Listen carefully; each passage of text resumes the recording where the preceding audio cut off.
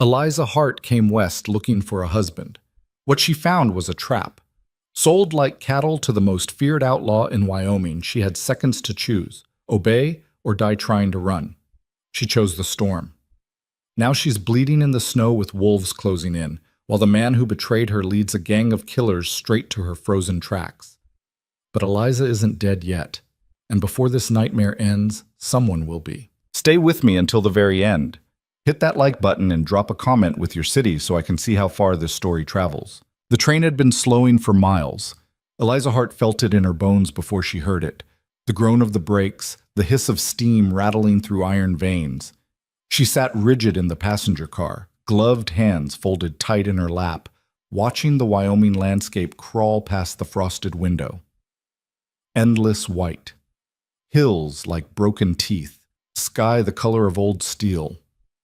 She told herself it was beautiful. She told herself this was what she wanted. Neither was true.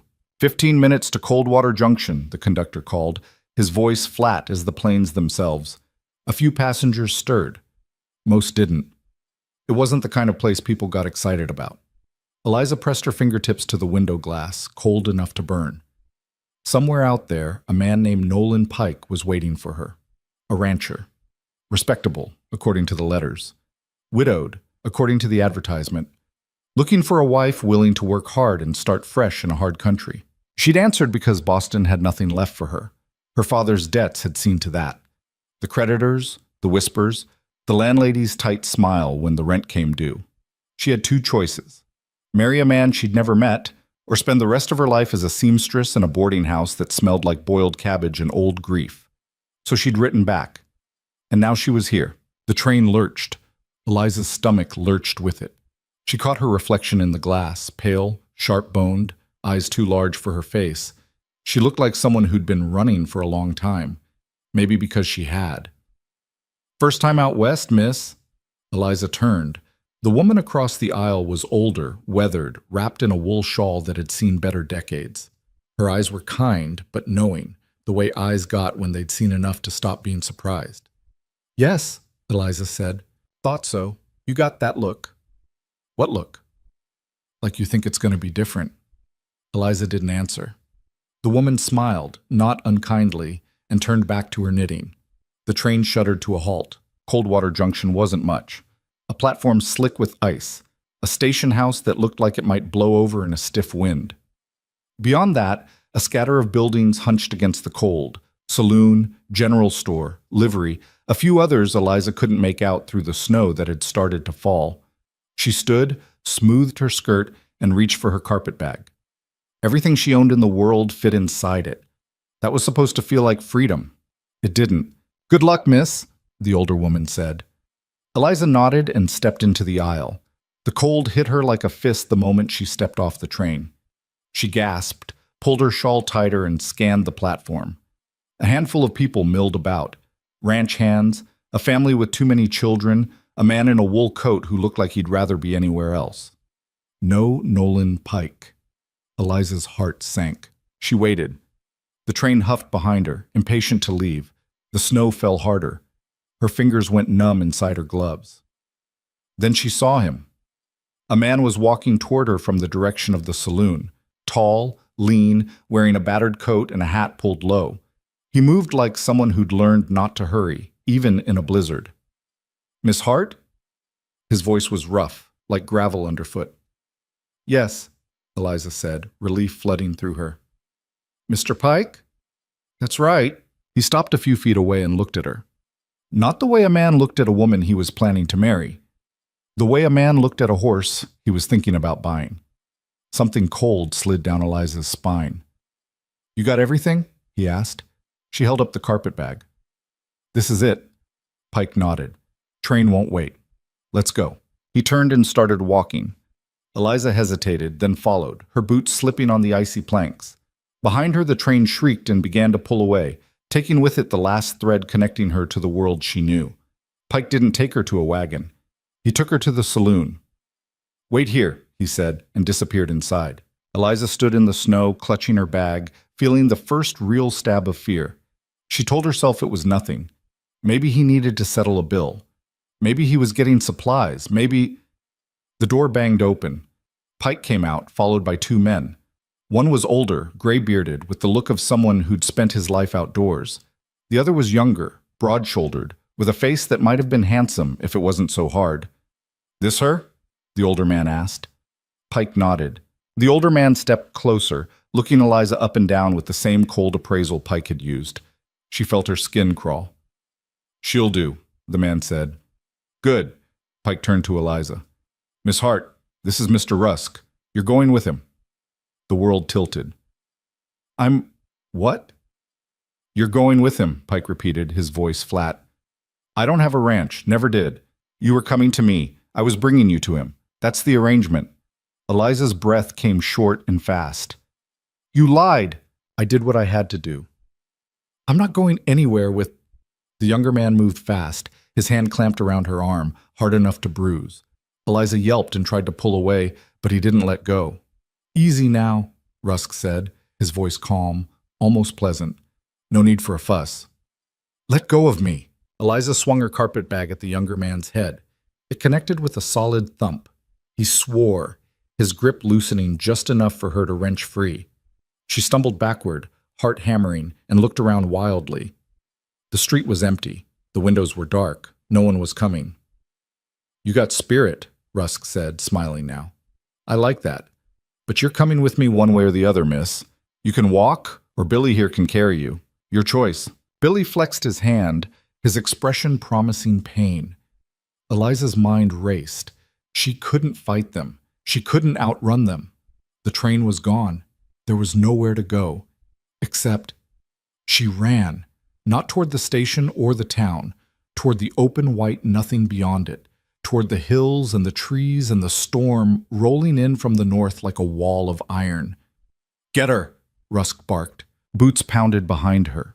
Eliza ran harder, her skirts tangling around her legs, her breath tearing at her throat. The snow was deeper here, pulling at her with every step. She didn't care. She ran because stopping meant going back, and going back meant her foot caught. She went down hard, face first into the snow. It filled her mouth, her nose, shocking and cold. She tried to push herself up, but a hand grabbed her collar and hauled her back. Billy dragged her to her feet. She clawed at his arm, kicked, twisted, but he was too strong. "Feisty little thing," he muttered, and started dragging her back toward the saloon. Eliza screamed. She didn't care who heard. She didn't care if it did any good. She screamed because it was the only weapon she had left. The saloon door swung open. Rusk stood in the doorway, backlit by yellow lamplight, arms crossed. "Bring her inside," he said. Billy shoved her through the door. The saloon was dim and smoky, smelling of whiskey and unwashed bodies. A dozen men turned to look at her, ranch hands, drifters, the kind of men who didn't ask questions and didn't answer them. A piano sat silent in the corner. Behind the bar, a man with a drooping mustache polished a glass and said nothing. Rusk walked to a table near the back and sat down. Billy pushed Eliza into a chair across from him. She was shaking, her dress soaked, her hair plastered to her face. "Let me tell you how this works," Rusk said, pouring himself a drink. "Nolan Pike owed me money.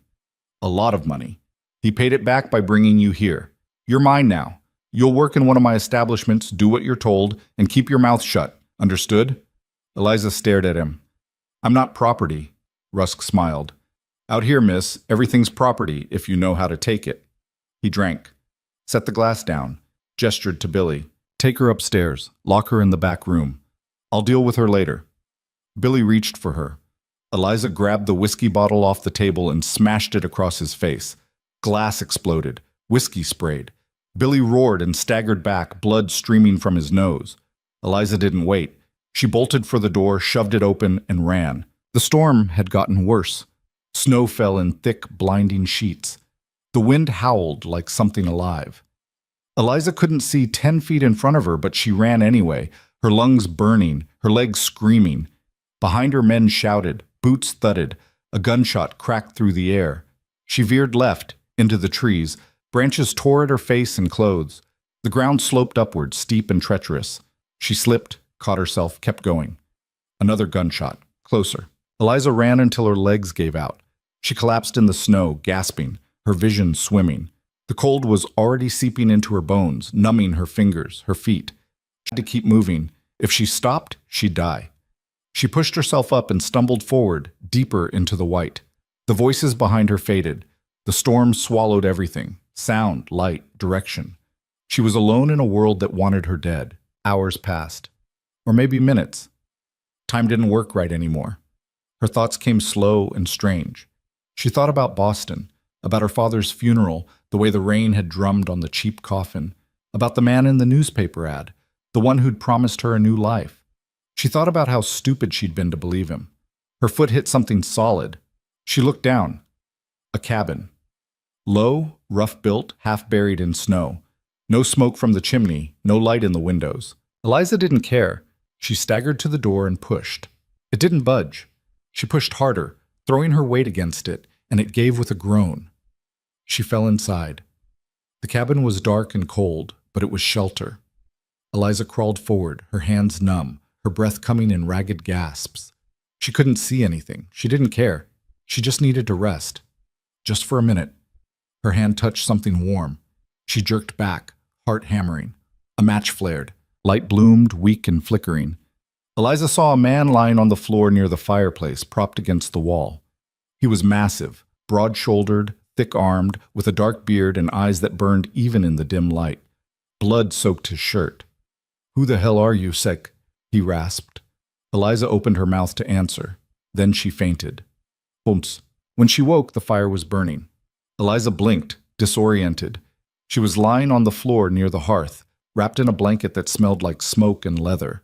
Her dress was still damp, but the worst of the cold had retreated. The man was still there, slumped against the wall. He watched her with eyes that didn't trust and didn't forgive. "You gonna tell me who you are?" he said, "or do I throw you back outside?" Eliza sat up slowly. Her head ached. Everything ached. "Eliza Hart," she said, her voice hoarse. "That's supposed to mean something to me?" "No," he grunted. "Why are you here?" "I got lost." "In a blizzard. Alone." His eyes narrowed.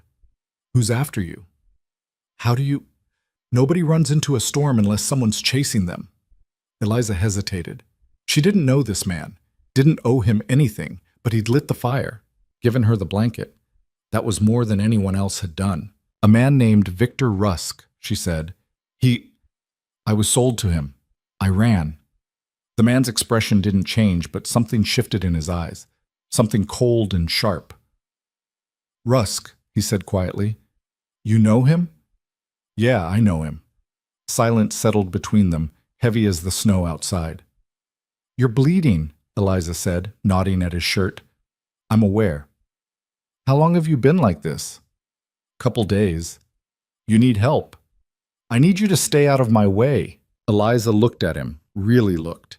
His face was pale under the beard, sweat beaded on his forehead despite the cold. The blood on his shirt was dark, almost black. He was dying, and he knew it. "What's your name?" she asked. He didn't answer for a long moment. Then, "Cole Granger." "Well, Mr. Granger, I don't know what happened to you, but if you don't let me look at that wound, you're not going to make it through the night. Maybe I won't anyway. Maybe. But I didn't run through a blizzard just to watch you bleed to death in front of me." Cole stared at her. Then, slowly, he nodded. Eliza crawled closer, her hands still shaking. She peeled back the blanket he'd pressed against his side and hissed. The wound was ugly, a bullet hole, low on his left side, still bleeding sluggishly. "The bullet's still in there," she said. "I know.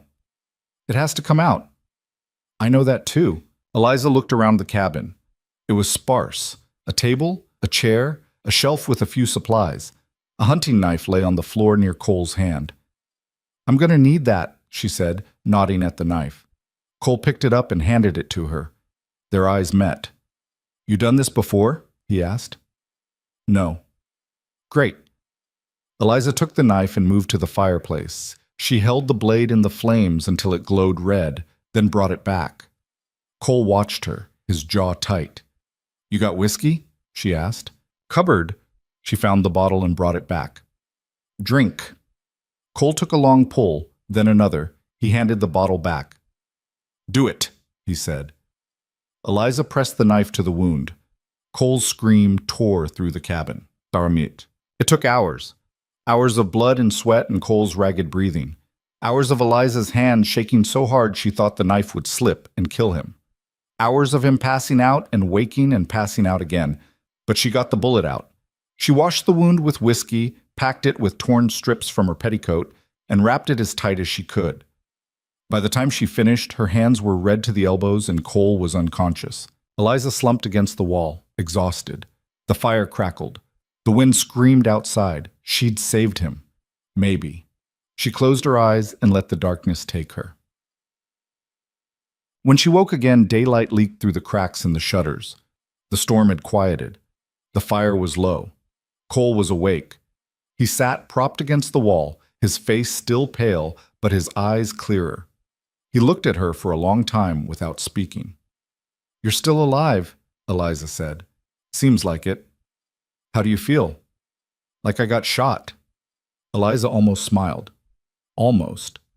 "Thank you," Cole said. The words sounded rusty, like he didn't use them often. "You're welcome." He shifted, wincing. "Why'd you do it?" "Do what?" "Save me. You don't know me. Could have let me die and taken whatever I had." Eliza shrugged. "I'm not that kind of person." "You sure? This country turns people into things they didn't think they could be." "Maybe. But I'm not there yet." Cole studied her. "Rusk's men are still out there. Once the storm clears, they'll come looking. I know. They find you here, they'll kill me too. I know that too." "So what are you going to do?" Eliza looked at the door, then back at Cole. "I don't know," she said quietly. "I don't know." Outside, the wind began to rise again, and somewhere in the white, men with guns were waiting. The silence stretched thin between them, broken only by the fire's whisper and Cole's labored breathing. Eliza sat with her back against the cold wall, watching the light shift through the cracks in the shutters. Morning had come, but it brought no comfort. Cole hadn't moved much since their last exchange. His eyes were closed, but she could tell he wasn't sleeping. His jaw was too tight, his breathing too controlled. A man didn't survive whatever had put a bullet in him by letting his guard down. "How long have you been out here?" Eliza asked, more to fill the silence than anything else. Cole's eyes opened. 2 years, maybe 3. "Alone?" "That was the idea." "What happened?" "I shot a man who needed shooting." He shifted, wincing. "His friends disagreed." Eliza pulled the blanket tighter around her shoulders.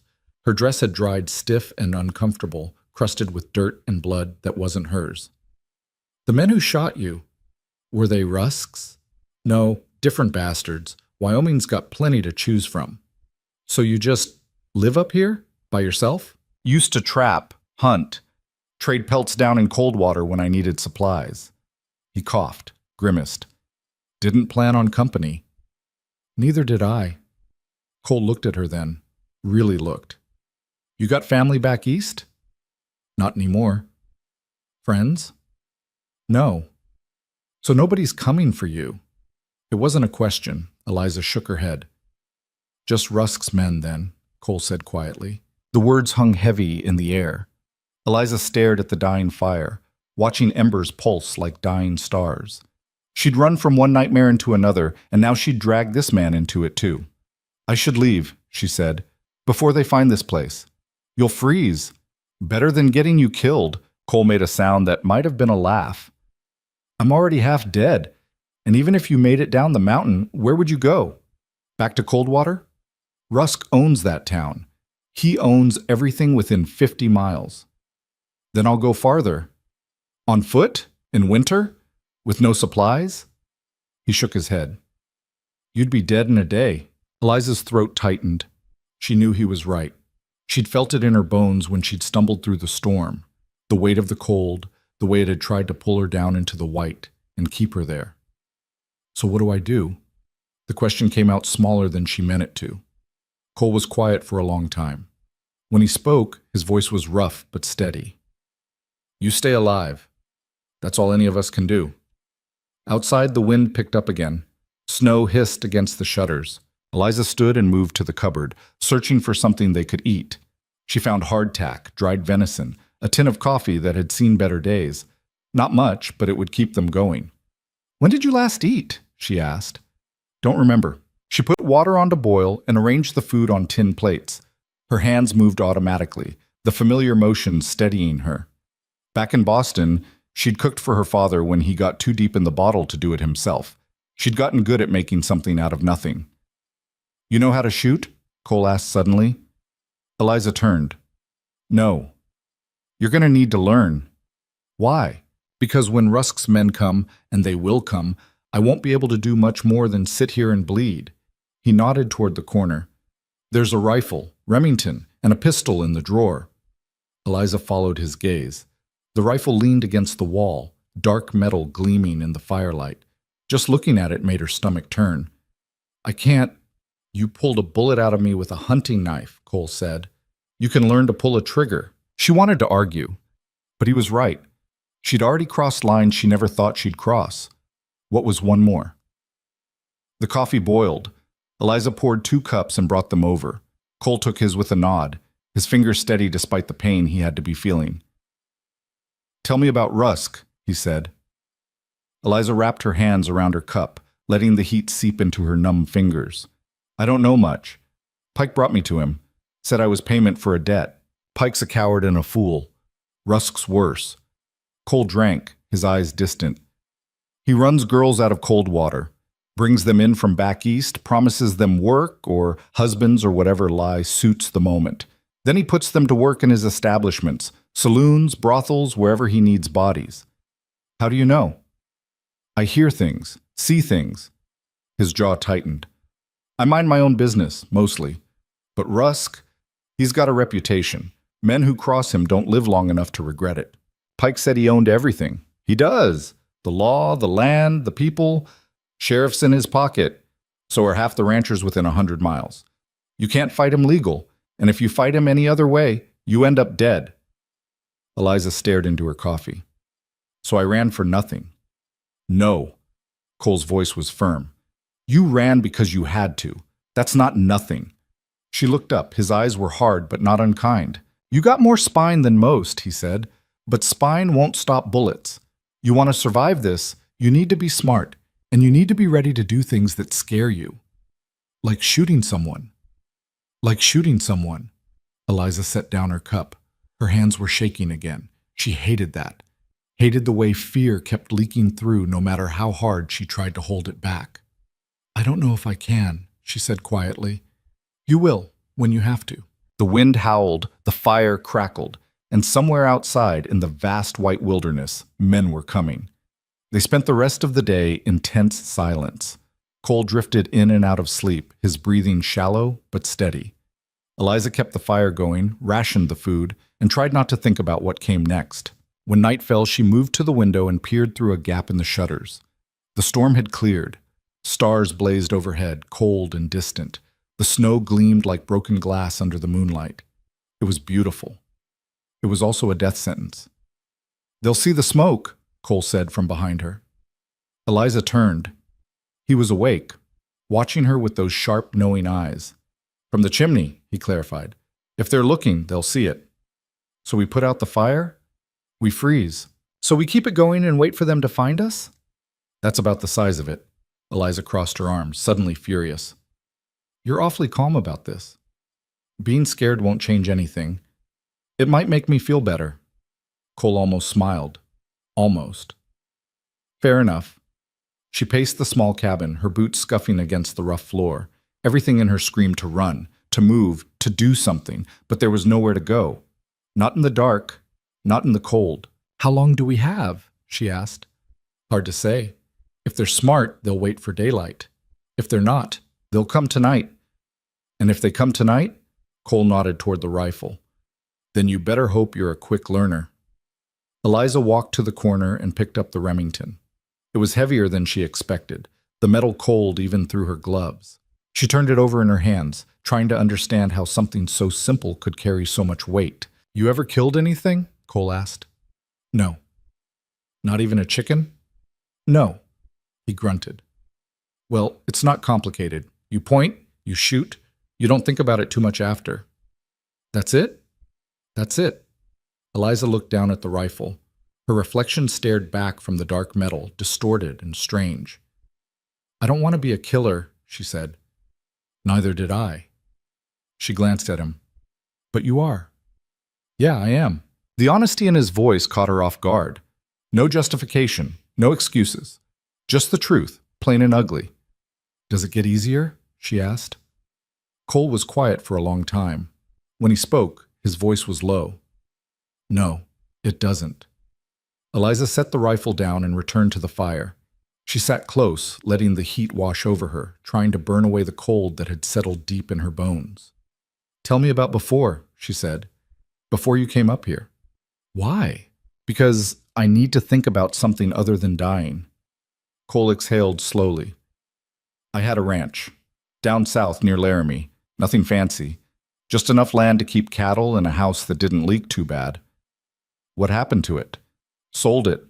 After my wife died. Eliza looked at him, but his face was unreadable. I'm sorry, she said. Was a long time ago. Doesn't mean it doesn't hurt. Cole's eyes flicked to hers, sharp and searching. Then he looked away. No, I guess it doesn't. They sat in silence, the fire crackling between them. Eliza thought about asking more, but something in Cole's expression stopped her. Some wounds didn't heal just because time passed. What about you? Cole asked.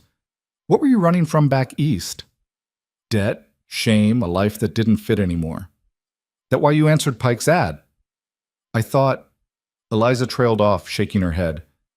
I thought I could start over. Be someone different. Somewhere different. And now? Now I don't know what I am. Cole leaned his head back against the wall. You're alive. That's enough for today. Eliza wanted to believe him, but belief felt like a luxury she couldn't afford.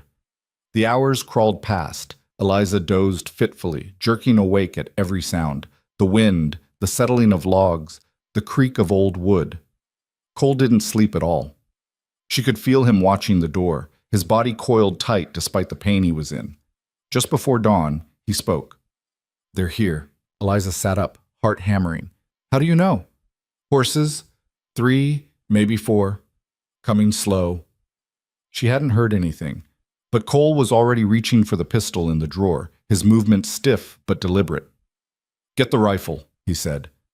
Eliza's hands shook as she grabbed the Remington. It felt impossibly heavy now, the weight of what it meant pressing down on her. What do I do? You stay low. You don't shoot unless I tell you to. And if I tell you to, you don't hesitate. Cole, no time. Get behind the table. Eliza dropped behind the overturned table Cole had shoved toward the door. Her breath came fast and shallow. She could hear it now, the muffled thud of hooves in snow, the creak of leather, low voices. Cole positioned himself against the wall near the window, pistol raised. His face was pale, sweat beading on his forehead, but his hands were steady. The voices outside grew louder. Smoke's coming from that chimney. Could be anyone. Or it could be her. Rusk wants her alive, but he didn't say anything about whoever's helping her. Eliza's blood turned to ice. She recognized the second voice. Billy. The man she'd smashed a bottle into back at the saloon. You sure she came this way? Another voice asked. Tracks lead here. Storm covered most of them, but enough's left. Footsteps crunched in the snow. Closer now. Eliza tightened her grip on the rifle. Her palms were slick with sweat despite the cold. A shadow passed across the window. Hello in there, Billy's voice, loud and mocking. We know you're in there. Come out peaceful, and nobody gets hurt. Cole didn't move, didn't speak. We just want the girl, Billy continued. Hand her over and we'll be on our way. Still nothing. All right then, hard way it is. The door exploded inward with a crash. 2 men rushed in, guns drawn. Cole fired twice. The first man went down screaming, clutching his leg. The second dove behind the woodpile. Shoot! Cole barked. Eliza raised the rifle, her hands shaking so badly she could barely aim. She pulled the trigger. The recoil slammed into her shoulder, sending her sprawling. The shot went wide, splintering wood above the second man's head. He returned fire. The bullet punched through the table inches from Eliza's face, showering her with splinters. Cole fired again. The man behind the woodpile jerked and went still. Silence crashed down. Eliza's ears rang. Smoke hung thick in the air. The man Cole had shot in the leg was groaning, writhing on the floor. How many more? Cole rasped. Before anyone could answer, Billy appeared in the doorway. He took in the scene, the bodies, the blood. Cole barely... and smiled. "Well now," he said, raising his rifle. "Looks like you're about out of fight." He aimed at Cole. Eliza didn't think. She grabbed the pistol from the floor, raised it, and fired. The bullet caught Billy in the shoulder, spinning him around. He screamed, his rifle clattering to the floor. Eliza fired again. This time she missed, but it was enough. Billy stumbled backward out the door and disappeared into the snow. "Reload!" Cole shouted. Eliza fumbled with the pistol, her hands numb, her mind blank with fear. She could hear Billy outside, cursing, shouting for help. "There's more coming," Cole said, his voice tight. "We can't stay here." "You can barely walk. Then you're going to have to help me." Eliza shoved the pistol into her belt and grabbed Cole's arm. He was heavy, solid muscle, and dead weight, but adrenaline gave her strength she didn't know she had. They staggered toward the back of the cabin. "There's a trail," Cole gasped. "Behind the cabin. Leads deeper into the mountains. They won't know it in the dark." "It's almost dawn. Then we better move fast." They crashed through the back door into the freezing morning. The sky was gray, the sun not yet risen.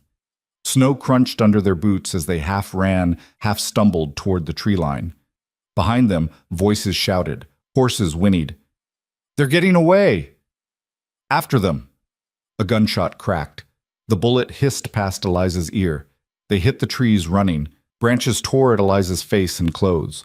Cole grunted with every step, his weight dragging on her, but he didn't stop, couldn't stop. The trail was narrow, barely visible in the dim light. It wound upward through the pines, steep and treacherous. Eliza's lungs burned, her legs screamed, but she kept going because stopping meant dying. More gunshots echoed behind them, but the trees were thick here, the shadows deep. The shots went wild. They climbed higher. The air grew thinner, colder. Cole's breathing was ragged, each inhale a wet, painful sound. Eliza knew he was bleeding again. She could feel the warmth of it soaking through his shirt where she gripped him. "How far?" she gasped. "Mile. Maybe 2. "Where are we going?" "Old mine. Abandoned. They won't find it." "Cole, you're bleeding." "I know. Keep moving." They stumbled on. The voices behind them faded, swallowed by distance and trees. But Eliza knew they'd keep coming. Men like Billy didn't give up, not when their boss was Victor Rusk. The sun broke over the mountains, turning the snow to fire. Eliza squinted against the light, her eyes watering. Everything hurt. Her feet were numb, her hands were numb, but she didn't let go of Cole. Finally, the trail leveled out. Ahead, a dark opening yawned in the side of the mountain. The mine entrance, half collapsed and choked with old timbers. "There," Cole rasped. They staggered inside. The darkness swallowed them, cold and absolute. Eliza lowered Cole to the ground as gently as she could. He slumped against the rock wall, his head falling back. "Fire," he muttered. "Need fire. They'll see the smoke. Don't care, can't feel my hands." Eliza's own hands were shaking as she searched the mine. She found scraps of old wood, rotted beams, dry enough to burn. She piled them near the entrance and struck Cole's flint with numb, clumsy fingers.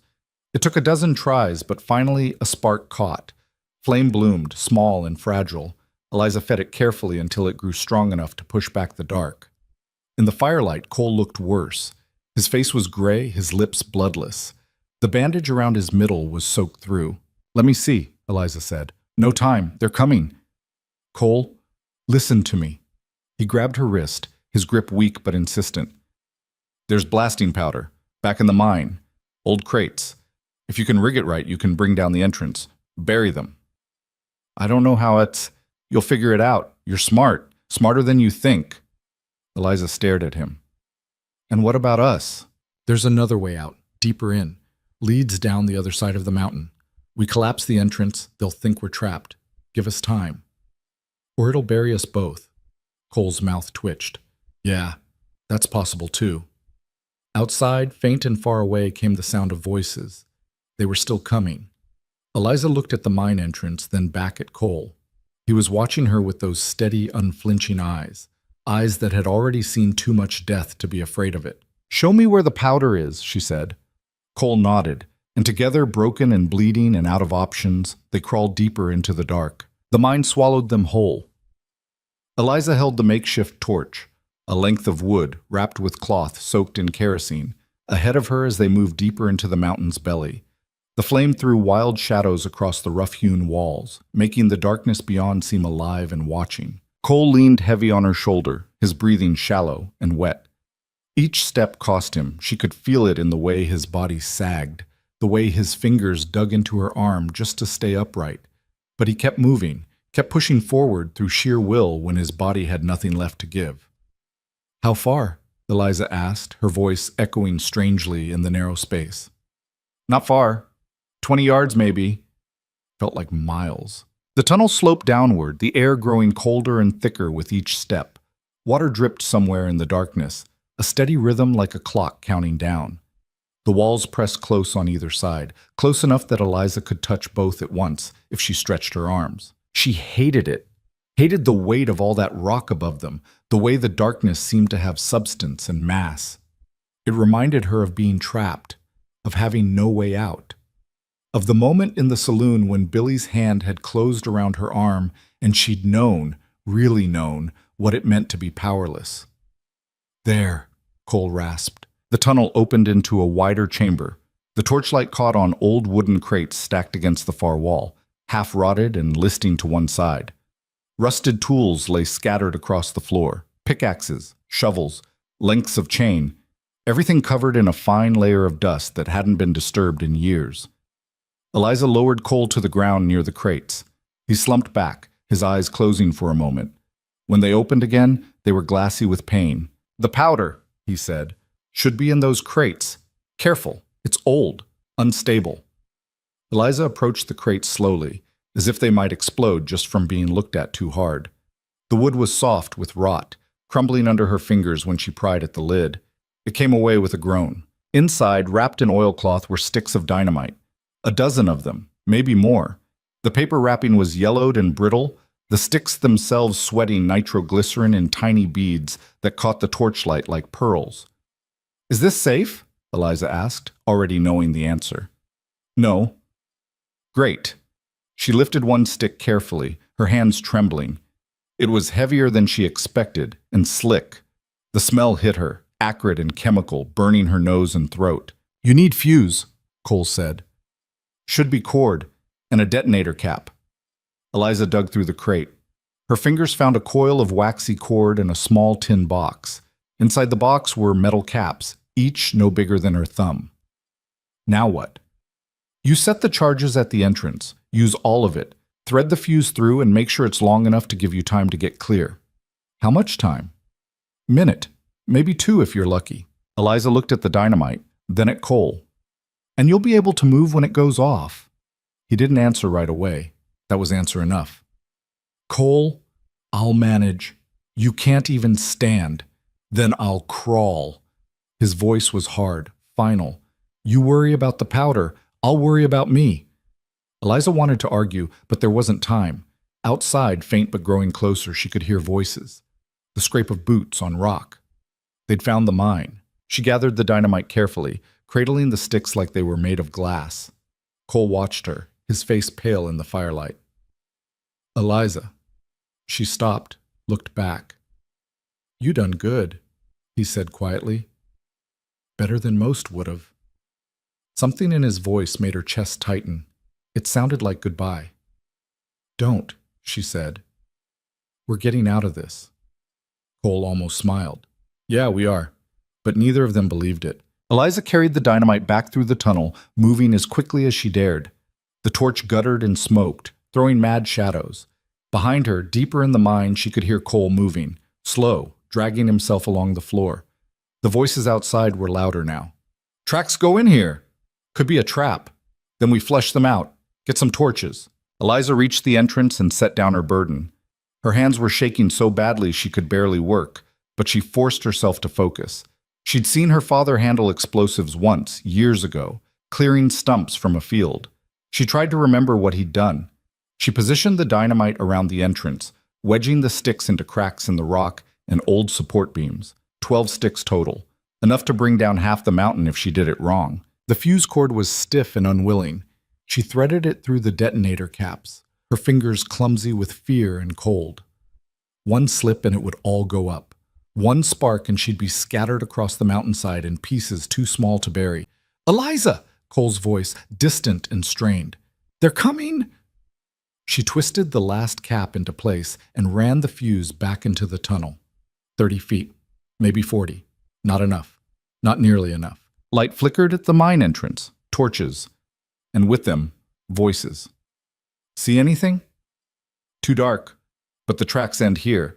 They're inside." Could have gone deeper. Only one way to find out. Eliza pressed herself against the tunnel wall, the fuse cord clutched in one hand, Cole's matches in the other. Her heart hammered so hard she thought it might burst. A shadow appeared at the entrance. Then another, men silhouetted against the gray morning light, rifles raised. "Hello in there," Billy's voice, rough with pain and anger. "I know you're in there, you bitch. Rusk wants you alive, but I'm starting not to care." Eliza held her breath. "Come out now and maybe I won't kill your friend slow." Silence. Billy stepped into the mine. 2 other men followed, their torches pushing back the dark. Eliza could see their faces now, hard, hungry faces that had seen violence and liked it. "Spread out," Billy ordered. "They can't have gone far." The men moved deeper. 20 feet from the entrance. 30. Close enough that Eliza could hear their breathing, smell the whiskey and tobacco on them. Close enough. She struck the match. It flared bright in the darkness. The men turned, their eyes going wide. "What the—" Eliza touched the flame to the fuse. It caught with a hiss and a spark. Fire raced along the cord, bright and hungry. "Run!" one of the men screamed. Eliza ran. She ran like the devil himself was chasing her, her boots slipping on the uneven floor. The torch dropped and forgotten. Behind her came the sound of men scrambling, cursing, fighting to get out. She rounded the corner into the wider chamber. Cole was there, propped against the far wall near a narrow opening she hadn't noticed before. The way out. "Down!" he shouted. Eliza threw herself flat. The world exploded. The sound was beyond sound, a physical force that slammed into her like a giant's fist. The mountain shook, rocks screamed. The tunnel behind them vanished in a wall of fire and dust and flying stone. The shockwave rolled over them, stealing the air from Eliza's lungs. She couldn't breathe, couldn't see, couldn't hear anything but a high, thin ringing that filled her skull. Then silence. Terrible, absolute silence. Eliza lay on the cold stone, gasping, her ears roaring. Dust hung thick in the air, choking and acrid. She couldn't see anything. The torch was gone. The world was black. "Cole?" Her voice sounded muffled, distant, like she was hearing it through water. No answer. "Cole!" A hand touched her arm. She nearly screamed. "I'm here!" Cole's voice, rough and close. "You hurt?" Eliza took stock. Her ears rang, her lungs burned, but nothing felt broken. "No, you?" "Been better." She could hear him moving, dragging himself along the floor. She crawled toward the sound, her hands finding his arm, his shoulder. He was solid and real and alive. "Did it work?" she asked. "Listen." She held her breath. At first there was nothing. Then, faint and far away, she heard it. Voices, muffled and panicked, coming from beyond the wall of rubble where the tunnel used to be. "Help! We're trapped! Get us out of here! It's going to collapse!" Eliza's stomach turned. "They're still alive." "Not for long. That rock won't hold. Whole section's going to come down." Even as he said it, she heard it. A deep, grinding groan from somewhere above. The mountain settling, deciding whether to fall. "We need to move," Cole said. "Now." Eliza helped him to his feet. He was heavier now, dead weight, barely able to support himself. She looped his arm over her shoulders and staggered toward the narrow opening in the wall. It was barely wide enough for one person. They'd have to go sideways, pressed tight against the rock. And it was dark. So dark she couldn't see her hand in front of her face. "Stay close," Cole said. "Feel your way. The tunnel slopes down, leads to the other side of the mountain." "How do you know?" "I used to work this mine, before I had better sense." They squeezed into the passage. The walls pressed close on all sides, the ceiling so low Eliza had to stoop. Cole's breathing was labored behind her, each exhale a wounded sound. Behind them, the voices grew fainter, then stopped. The grinding sound grew louder. Faster, Cole gasped. Eliza moved as quickly as she could, her hands scraping along rough stone, her shoulders bumping the walls. The darkness was total and suffocating. She couldn't tell if her eyes were open or closed. A rumble shook the tunnel. Dust rained down, pattering against her hair and shoulders. It's coming down, Cole said. I know. The passage narrowed further. Eliza had to turn sideways, her chest pressed to the rock, her back scraping the opposite wall.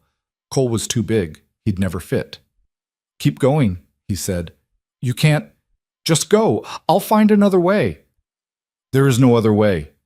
The rumble became a roar. The mountain was falling. Eliza grabbed Cole's hand and pulled. He came forward with a grunt of pain, forcing his body through the narrow space. Something tore. His shirt, his skin. She couldn't tell. But he kept moving. The tunnel shook. Rocks fell from above, clattering in the darkness. One struck Eliza's shoulder, sending pain lancing down her arm. She bit back a scream and kept going. Ahead, impossibly far away, she saw it. Light, pale, and gray and beautiful. There, she gasped. They staggered toward it, half running, half falling. The roar behind them grew deafening. The tunnel was collapsing, section by section, the mountain swallowing itself. The opening was small, barely large enough to crawl through. Eliza threw herself forward, her hands finding snow and rock and blessed open air. She hauled herself out and turned, reaching back. Cole! His hand found hers. She pulled with everything she had, and he came through in a rush, tumbling into the snow beside her. Behind them, the tunnel mouth vanished in a cloud of dust and falling stone. The sound was like thunder, rolling down the mountain in waves. Then silence. Eliza lay in the snow, gasping, her heart hammering against her ribs. Cole was beside her, motionless, his face pressed to the frozen ground. Cole? He didn't move.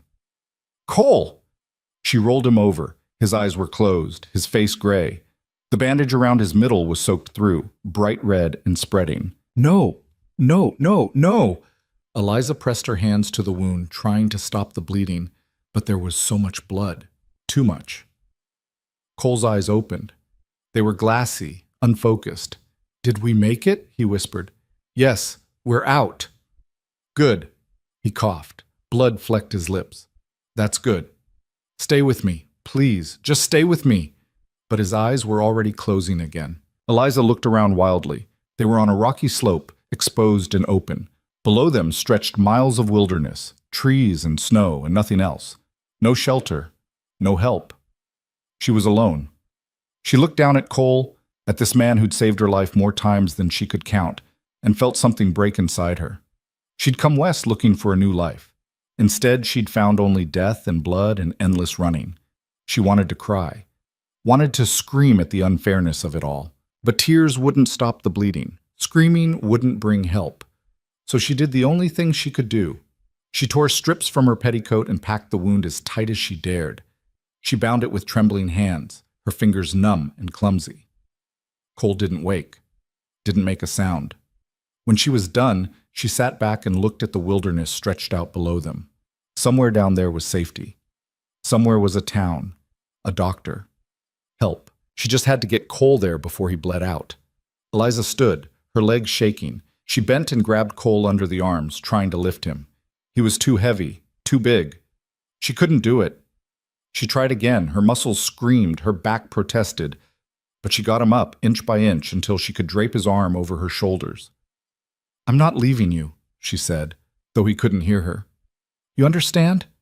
I'm not leaving you. She took a step, then another. Each one cost her, but she kept going. Behind them, the mountain settled with a final grinding sigh. And somewhere in the rubble, buried under tons of rock, Billy and his men lay silent. But Eliza didn't look back. She looked ahead, to the trees and the snow and whatever came next, and she walked. The slope was steep and treacherous. Eliza's boots slipped on ice-slick rocks, her legs threatening to buckle with every step.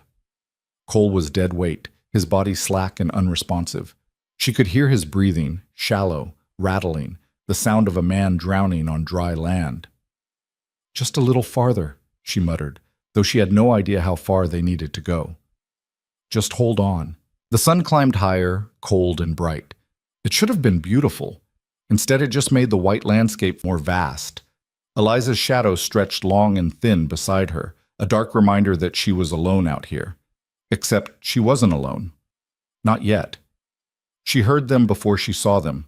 The crack of a branch, the jingle of tack, low voices carried on the wind. Eliza's blood turned to ice. She lowered Cole behind a fallen log and dropped beside him, her heart hammering. Through the trees, maybe 50 yards downslope, she saw them. Riders, 3 of them, moving slow, searching. Explosion came from up there. Think they're dead? Billy better be. Rusk'll have our hides if we come back without the girl. What if she didn't make it? Then we bring back a body. One way or another, we don't go back empty-handed. Eliza's hand went to the pistol at her belt. She'd forgotten she still had it. The metal was cold through her glove, heavy with meaning. She looked at Cole. He was barely breathing, his face the color of ash. He needed help. Real help. And these men were between her and any chance of getting it. The riders moved closer. Their horses picked their way through the snow, breath steaming in the cold air. One of the men had a rifle across his saddle. Another had a shotgun. All of them had the look of men who'd done this before, the hunting, the killing. Eliza's hand tightened on the pistol. She'd never wanted to be a killer, never wanted to be the kind of person who could look another human being in the eye and pull the trigger. But want didn't matter anymore. Out here, in this frozen hell, the only thing that mattered was survival. And she was done running. The closest rider dismounted, his boots crunching in the snow. He was maybe 30 feet away now, scanning the trees, the rocks, looking for tracks. Thought I saw something over. Eliza stood and fired. The shot went wide, kicking up snow beside the man's boot. He spun, reaching for his rifle, and Eliza fired again. This time the bullet found flesh. The man screamed and went down, clutching his leg. The other 2 riders wheeled their horses, guns coming up. Eliza dove behind the log as bullets tore through the air where she'd been standing, splintering bark and sending up geysers of snow. She could hear Cole beside her, his breathing ragged but steady. Still alive, still fighting. Eliza rose and fired twice more. One shot missed. The other hit a horse, which reared and threw its rider. The man hit the ground hard and didn't get up. The last rider was smarter. He dismounted and taken cover behind a boulder, his rifle trained on the log. "You're surrounded!" he shouted. "Give it up!" Eliza checked the pistol. 2 rounds left. "I said give it up. There's more of us coming. You can't win." Maybe he was right. Maybe there were more men, more guns, more death coming for her. But Eliza had learned something in the past 2 days. She'd learned that giving up was the same as dying, and she wasn't ready to die. Not yet. She glanced at Cole. His eyes were open, just barely. He was looking at her with something that might have been pride. "Rifle," he whispered. Eliza blinked. Then she saw it. The dead man's rifle, lying in the snow maybe 20 feet away. Too far. Too exposed. "I can't." "Yes, you can." Cole's hand found hers, squeezed once, then let go. His eyes closed again. Eliza looked at the rifle, then at the boulder where the last man was hiding, then at the sky, cold and indifferent, above. She took a breath, let it out, and ran. Bullets chased her, kicking up snow at her heels. She dove, her fingers closing around the rifle's stock, and rolled. The world spun. She came up firing, working the lever action, not aiming, just shooting. The man behind the boulder ducked. Eliza kept firing, emptying the rifle in a sustained roar of violence that echoed across the frozen landscape. When the hammer fell on an empty chamber, silence crashed down. Eliza waited, her ears ringing, her hands shaking. Nothing moved. She waited longer, still nothing. Slowly, carefully, she stood. The man behind the boulder was slumped over, his rifle lying useless in the snow. The other 2 weren't moving either. Eliza walked toward the boulder, her legs numb, her mind blank. The man was dead. Bullet through the throat. His eyes stared at nothing. She'd killed him. She'd killed all of them. Eliza turned and vomited into the snow, her body heaving, her stomach rejecting everything. When there was nothing left, she stayed bent over, gasping, tasting bile and copper. She'd killed them. But she was alive. And so was Cole. She wiped her mouth and walked back to the log. Cole was watching her, his eyes clearer now, more focused. "You did it," he said. Eliza nodded. She couldn't speak. Couldn't trust her voice. "Horses," Cole said.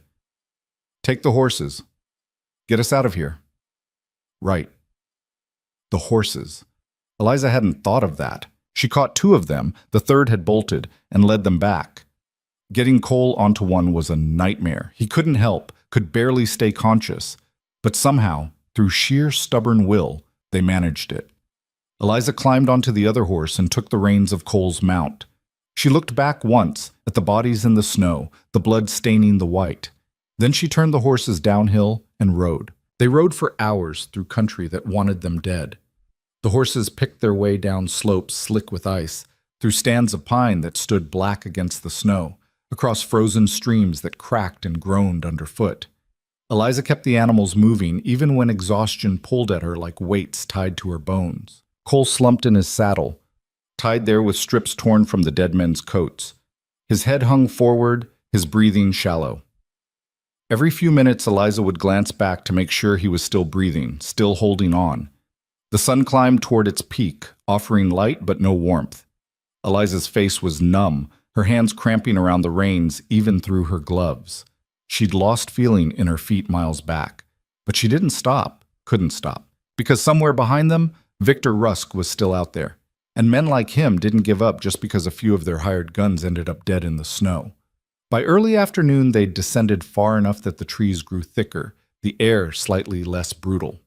Eliza spotted a game trail and followed it, hoping it might lead to water or shelter or some sign of civilization. What she found instead was smoke, thin and gray, rising from somewhere ahead through the trees. Eliza's first instinct was to run. Smoke meant people, and people out here meant danger. But Cole was dying. She could see it in the way his body had gone slack, the way his breathing had grown irregular and weak. She needed help, real help. And whoever was making that fire was the only chance she had. Eliza guided the horses toward the smoke, moving slowly now, watching for movement in the trees. The trail widened into a clearing.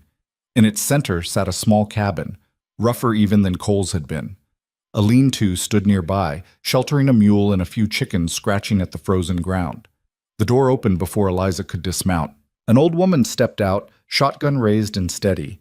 She was small and wiry, her face weathered like old leather, her gray hair pulled back tight. Her eyes were sharp and took in everything at once. The horses, Eliza's torn and blood-stained clothes, Cole's limp form.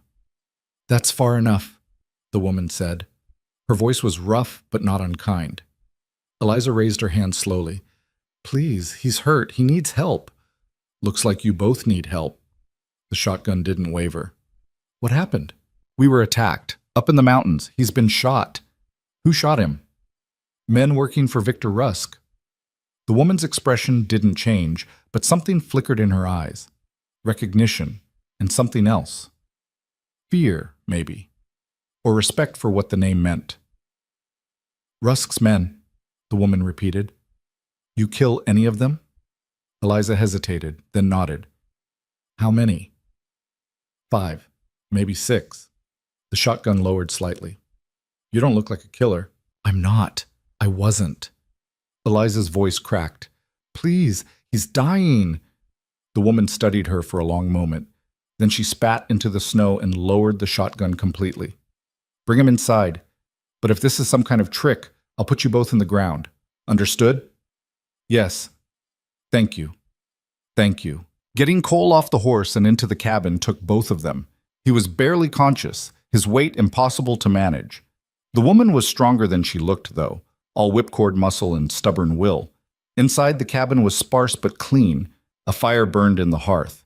A narrow bed stood against one wall. The woman gestured toward it. "Put him there." They lowered Cole onto the bed. His eyes fluttered open, unseeing, then closed again. The woman immediately began peeling away his makeshift bandages, her movements quick and efficient. "When did he get shot?" 2 days ago, maybe 3. I lost track." "You the one patched him up the first time?" "Yes," the woman grunted. "Did a fair job, considering, but he's torn it open, lost a lot of blood." She looked up at Eliza. He gonna make it?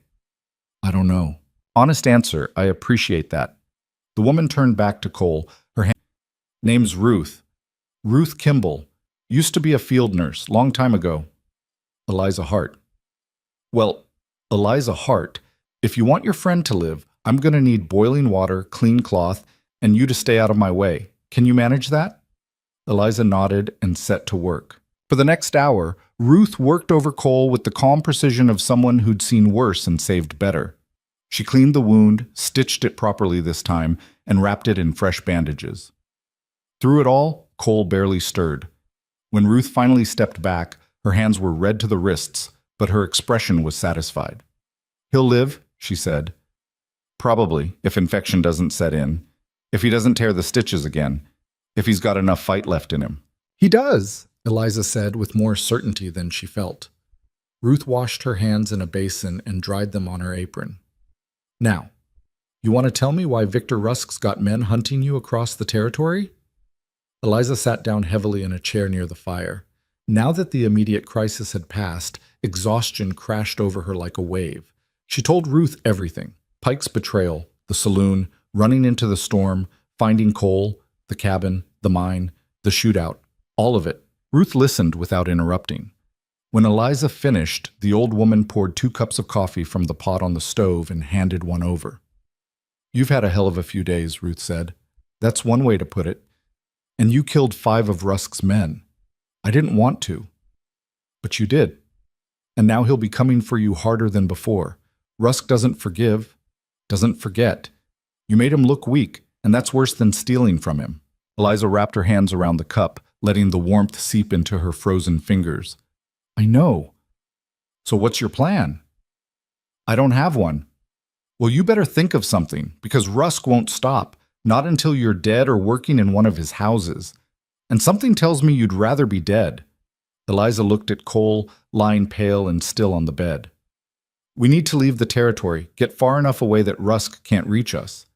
That's a lot of miles. I know. And your friend there isn't going to be traveling anytime soon. Maybe a week if he heals clean. Maybe never. Then we wait a week. Ruth shook her head.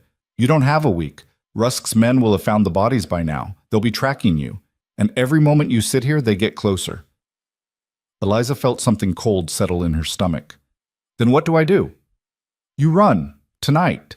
Leave the man here. I'll take care of him. No. Girl, be sensible. I said no.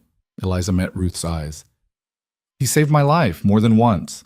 I'm not abandoning him. Even if staying gets you both killed. Even then. Ruth studied her for a long moment. Then she smiled hard and thin. You got spine. I'll give you that. Stupid, but spine. So you'll help us? Didn't say that. Ruth stood and walked to the window, peering out through a gap in the shutters. But I won't turn you over either. You can stay tonight. Rest. Get your strength back. But come morning, you need to be gone. Understood? Yes, thank you. Don't thank me yet. You still got to survive the night.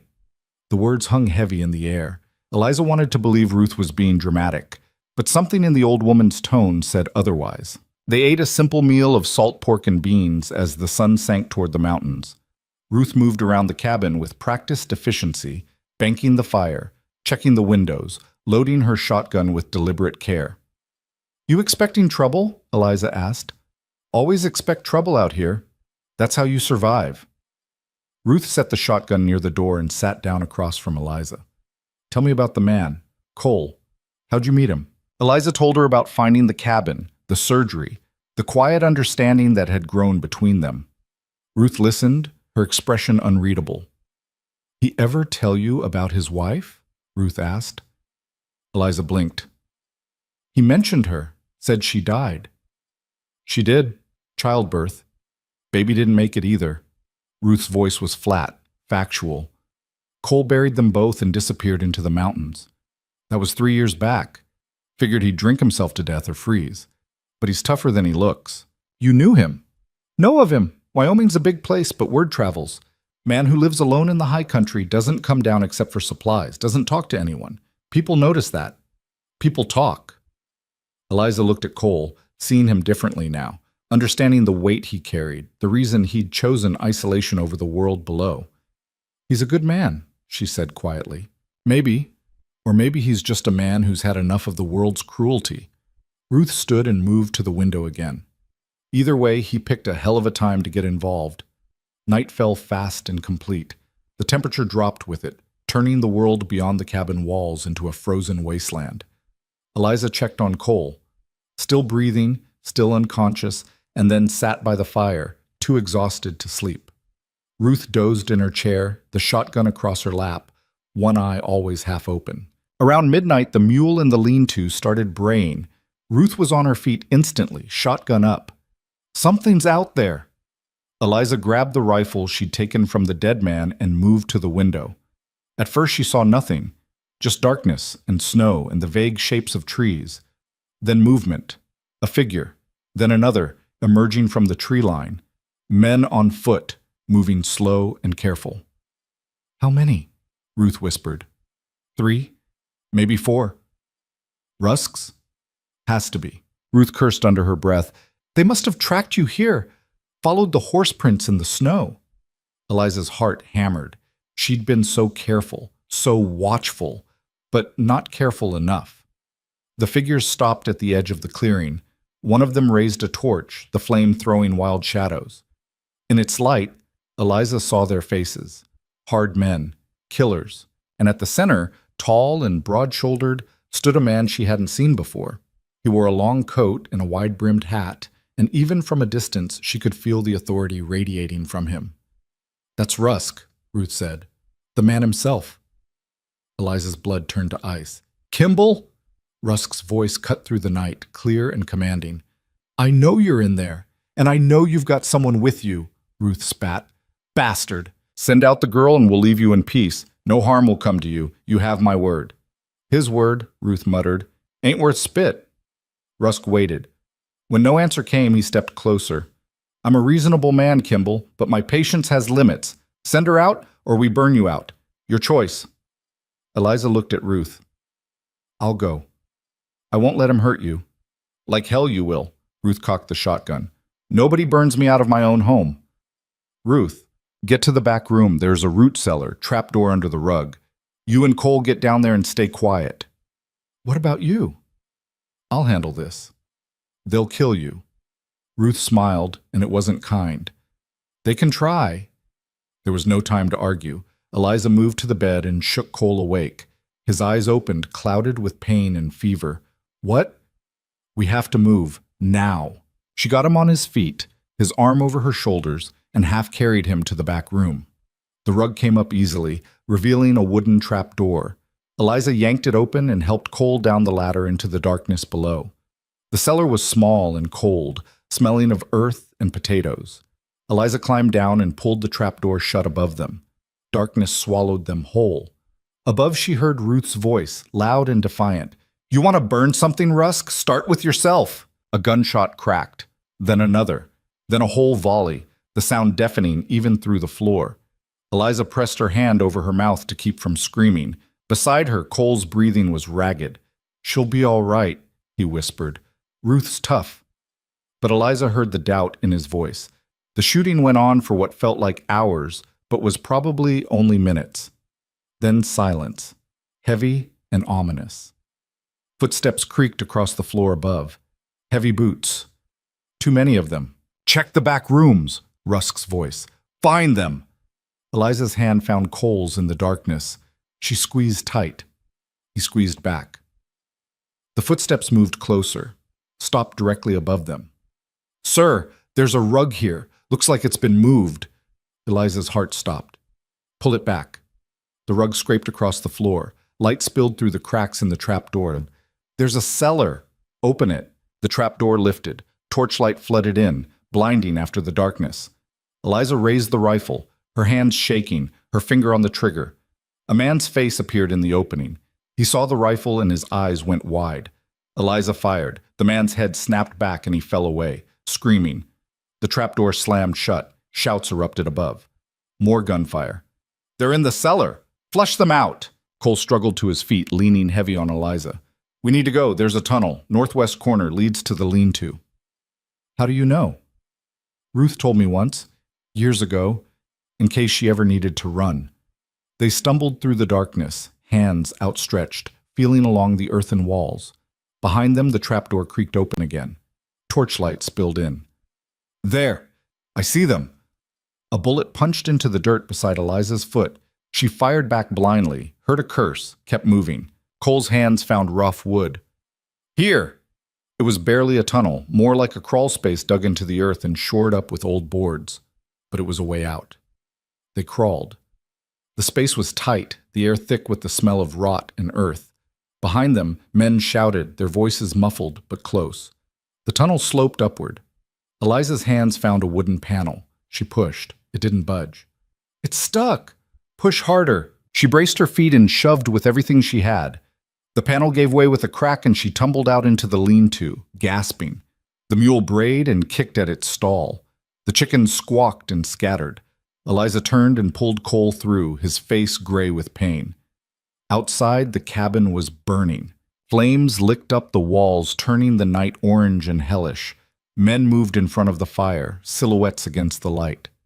And in the center of it all stood Victor Rusk, watching his handiwork with cold satisfaction.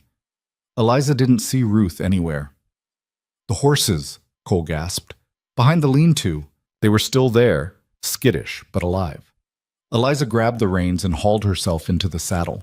She reached down and helped Cole up behind her, his arms wrapped around her waist, barely holding on.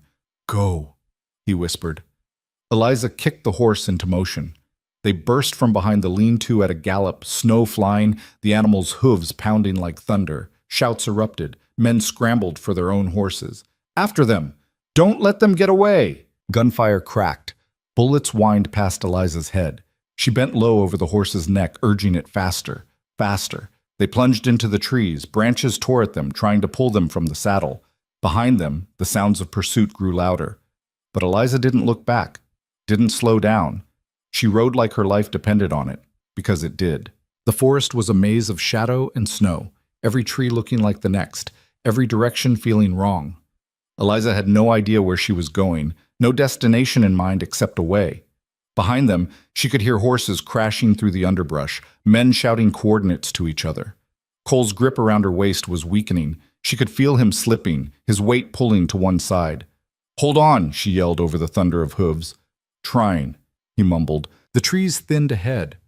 Eliza burst into another clearing and nearly screamed. The ground dropped away in front of them, a steep ravine maybe 15 feet deep, with a frozen creek at the bottom. She hauled on the reins. The horse reared, nearly throwing them both. For a sickening moment they teetered on the edge, the world spinning. Then the horse found its footing and backed away from the drop. Behind them, the pursuit grew closer. Eliza looked left, then right, searching for a way across or around. There. A fallen tree bridged the ravine maybe 30 yards downstream. She urged the horse toward it. The log was thick and old, covered in snow and ice.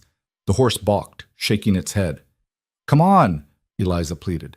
Please! She kicked its flanks. The horse snorted, pawed at the snow, then stepped onto the log. The world reduced to breath and balance. The log creaked under their weight. The horse's hooves slipped on ice, caught, slipped again. Below, the creek waited, frozen and unforgiving. Cole's arms tightened around her waist. Don't look down. Too late. Eliza looked. The distance seemed much farther from up here. Almost there, she whispered. The horse took another careful step.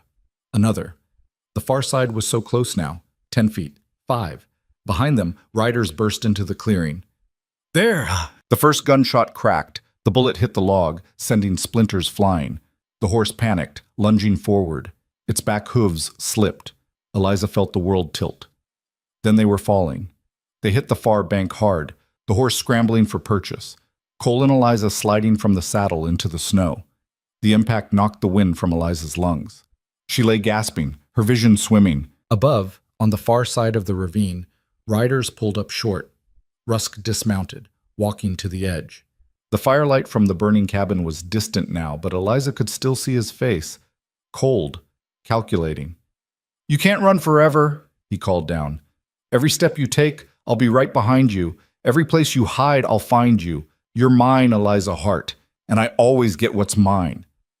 Eliza struggled to her feet, helping Cole up beside her. The horse had bolted, disappearing into the trees. Rusk smiled. "See you soon." He turned and walked back to his horse. His men followed, their voices fading as they moved away, circling to find a crossing point. Eliza and Cole stood in the snow, battered and bloodied and out of options. "Can you walk?" Eliza asked. Cole nodded. "Have to." They stumbled into the trees, leaving tracks in the snow that anyone could follow. But there was nothing else to do. Nowhere else to go. They just had to keep moving, keep surviving, one step at a time. They walked until Eliza's legs stopped working properly, until Cole could barely put one foot in front of the other. The forest pressed close on all sides, dark and indifferent to their suffering. Every shadow looked like a man with a gun. Every sound was a horse coming to run them down. But nothing came. Not yet. Cole collapsed against a tree, his breathing ragged and wet. Blood had soaked through his bandages again, dark against the makeshift wrapping. Eliza knelt beside him, her own body screaming for rest. "How far behind are they?" Cole asked. "I don't know. An hour, maybe less. We need to find shelter. I'm slowing you down." "Stop talking like that." "It's true." Cole's eyes met hers, clear despite the pain. "Leave me. You can move faster alone. We've been through this. I'm not leaving you." "Eliza..." "I said no." Her voice came out harder than she meant it. "You don't get to save my life half a dozen times and then ask me to abandon you. That's not how this works." Cole almost smiled. "You're stubborn." "I learned from the best." She helped him to his feet and they kept moving, slower now, each step a negotiation between will and flesh. The moon rose, full and bright, turning the snow to silver. Beautiful and terrible. They could see clearly now, which meant anyone hunting them could too. The temperature was dropping.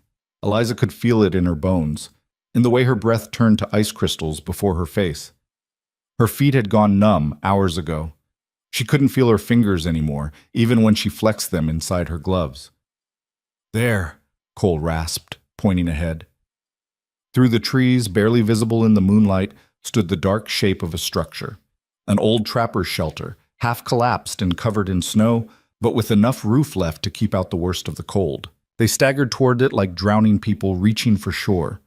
The door hung crooked on rusted hinges. Eliza pushed it open and helped Cole inside, lowering him as gently as she could to the frozen ground. The interior was small, maybe 10 feet square, with gaps in the walls where the wind whistled through.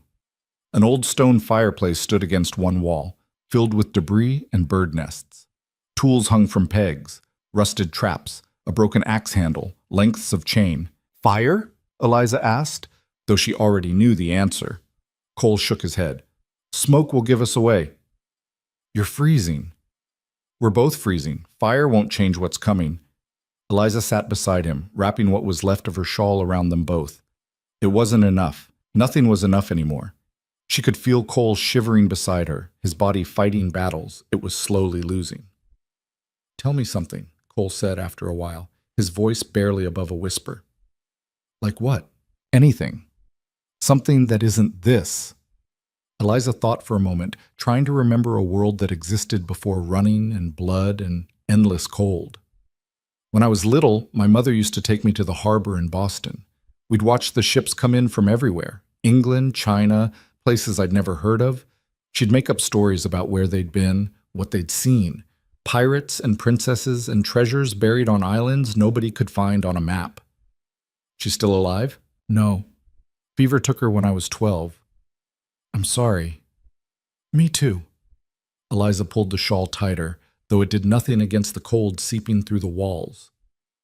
She always said the world was bigger than our problems, that no matter how bad things got, somewhere out there people were living and laughing and falling in love like nothing was wrong. "You believe that?" "I used to." Eliza looked at the dark beyond the shelter's entrance.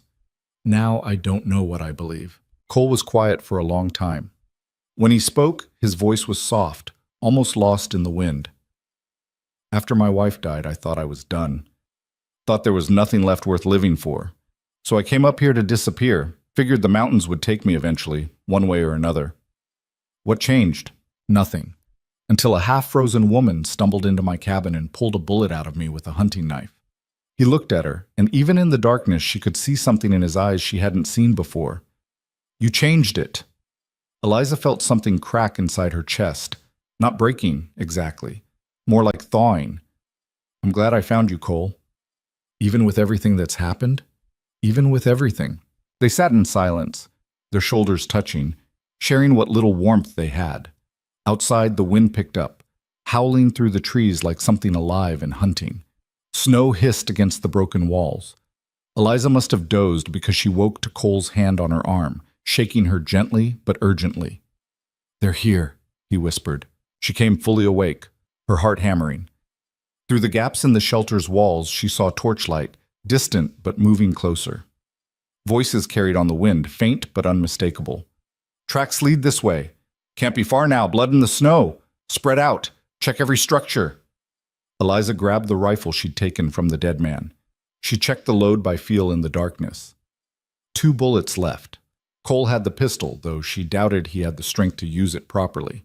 There's a gully behind us, Cole said quietly. 20 yards north, deep enough to hide in. If we can reach it, you can barely stand. Then you go. I'll hold them off. Eliza looked at him like he'd lost his mind.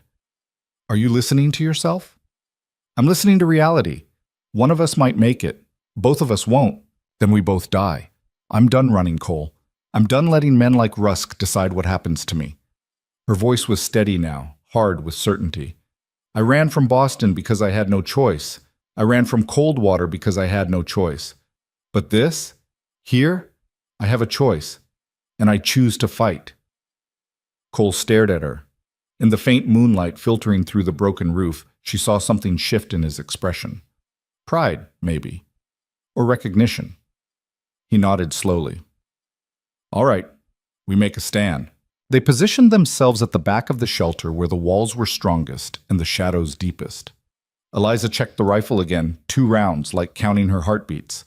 Cole managed to cock the pistol, though his hand shook with the effort and pain. The torches grew brighter, closer. Eliza could see figures now, 5 or 6 of them, moving through the trees in a loose formation.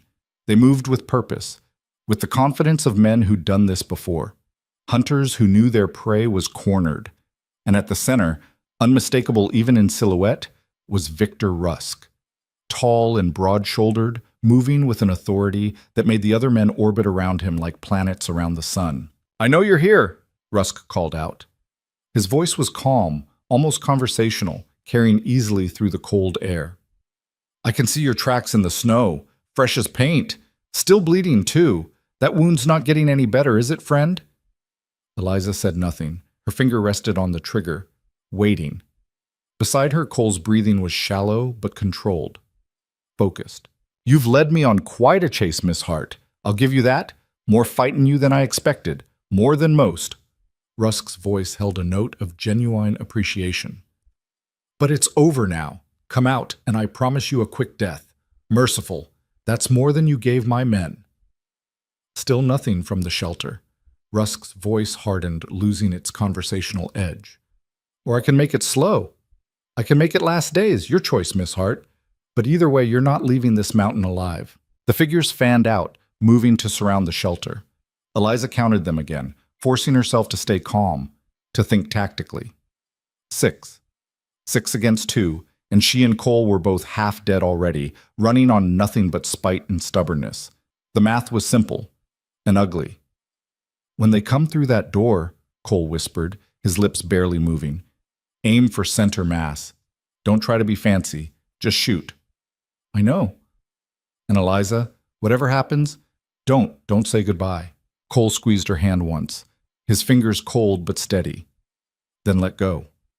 The first man came through the door fast, rifle raised, moving like someone who'd kicked in doors before. Eliza fired without thinking, without aiming, just pointing and pulling the trigger the way Cole had taught her. The bullet caught him in the chest, and he went down hard, his weapon clattering across the frozen ground. His body hit with a sound that was too solid, too final. Eliza felt her stomach lurch but forced it down. 2 more rushed in behind him, moving in the moment of chaos. Cole fired and missed, the pistol's report deafening in the small space. Eliza worked the lever on the rifle, her hands moving automatically, muscle memory from hours of practice she hadn't known she'd absorbed. She aimed, pulled the trigger, click. Empty. The men were on them before Eliza could draw breath. One grabbed her, his hands like iron, slamming her against the wall hard enough to drive the air from her lungs. The rifle fell from her hands, useless now. She clawed at his face, felt her nails tear skin, drew blood. He backhanded her and her vision went white with pain, stars exploding behind her eyes. Cole lunged at the second man with a roar, the pistol forgotten or dropped, fighting with his bare hands and whatever strength he had left. They went down in a tangle of limbs, grappling in the dirt and debris, grunting with effort. The man holding Eliza raised his fist to strike again. She saw it coming, saw the hate in his eyes, and knew she couldn't stop it. Her arms wouldn't move right. Her legs wouldn't support her. Then a gunshot cracked and the man's head snapped back. Blood sprayed. He dropped like a puppet with cut strings, his body going instantly slack. Eliza fell to her knees, gasping, her ears ringing from the shot. She looked up, trying to understand what had happened. Ruth Kimball stood in the doorway, shotgun smoking in her hands, her face grim and streaked with soot and blood. Her clothes were burned, her hair singed, but her eyes were clear and hard as stone. "Took you long enough to get cornered," the old woman said. She fired again without hesitation, the shot taking the man fighting Cole in the shoulder. He screamed, a sound of pure animal pain, and rolled away. Cole didn't give him a chance to recover. He grabbed the fallen rifle and brought the stock down hard against the man's skull. The screaming stopped. Outside, voices shouted in confusion and alarm. "It's the Kimball woman! She's alive! How many of them are there? Fall back! Regroup!" Ruth stepped fully into the shelter and reloaded with practiced efficiency, her fingers moving with the ease of long familiarity. She didn't look at the bodies, didn't acknowledge the blood. "Thought you were dead," Eliza managed to say, her voice rough. "Takes more than fire to kill me. Root cellar saved me, came up after the flames died down." Ruth finally looked at her, and something almost like warmth flickered in those hard eyes. "You all right?" Eliza nodded, though nothing felt all right. Her face throbbed where she'd been hit. Her body ached from being slammed into the wall. But she was alive. "Get up," Ruth said.